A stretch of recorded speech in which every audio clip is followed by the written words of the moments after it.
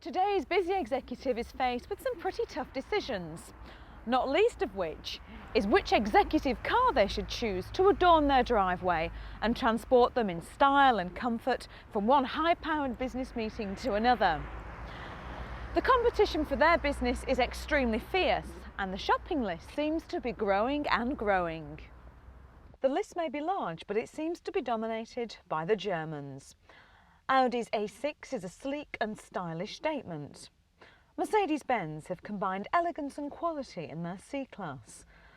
And of course, top of every executive wish list is 5 Series engineering and performance from BMW. But there's now a neutral country hot on the heels of the Germans. Sweden is going for the executive car market with all cylinders firing.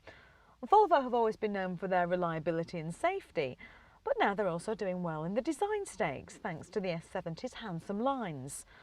And the latest attack from the land of snow and vodka has come from Saab in the shape of the 95, the replacement for the 9000, and as the name suggests, the car that Saab hope will lure car buyers away from the BMW 5 Series.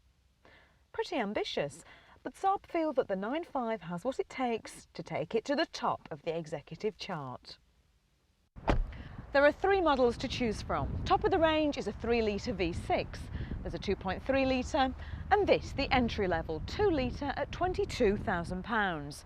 But this is the slightly more luxurious SE model, and that'll set you back 24.5 grand on the road. But hang on just a minute before you sign the cheque. There's a few things to add to that. £1,220 for the 4-speed automatic gearbox. Leather seats, £1,150. A Saab driving pack with cruise control for £510. And for the luxury of keeping your posterior warm on those cold winter mornings, a cheque for £230 for heated seats. Bringing you to a grand total of just under £28,000. Wow, enough to put you behind the driving seat of a very well-equipped 5 Series or even the Mercedes CLK. So the Saab isn't cheap, but if you can do away with the extras, like the leather and the warmth for your posterior, then you do get a good list of standard equipment. To name but a few, there's driver, passenger and side airbags, electric windows and mirrors, air conditioning, a steering wheel that adjusts for both height and reach, and an excellent stereo. The feeling here inside the cabin is that everything has been designed for people who spend an awful lot of time behind the wheel.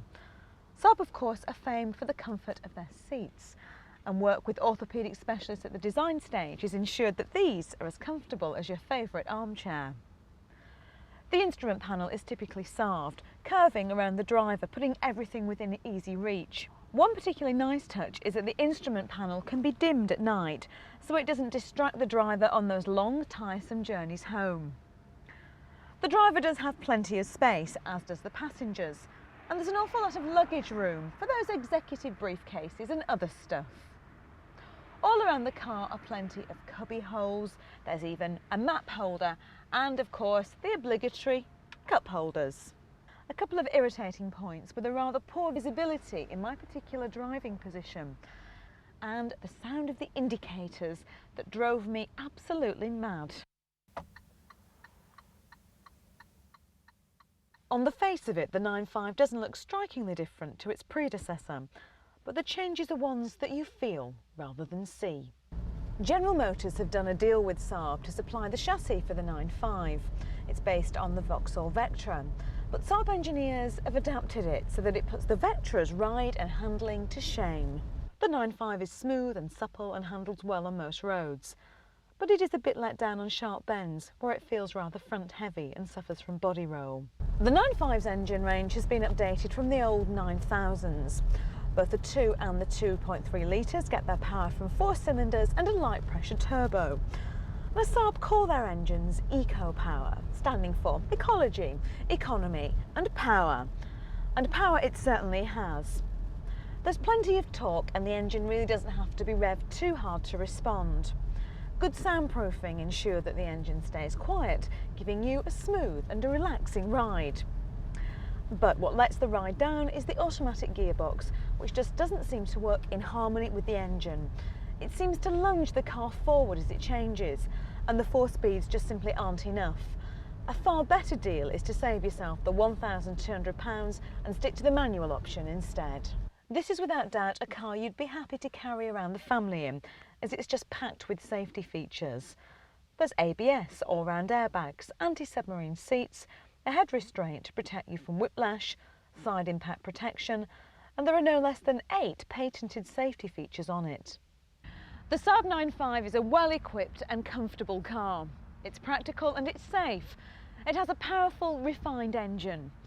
You know that buying the 9.5 would be a sensible choice. It's a car that wouldn't let you down. But it's just not very exciting. It's extremely unadventurous, and it suggests that the kind of person who chooses to buy a 9.5 is a bit boring.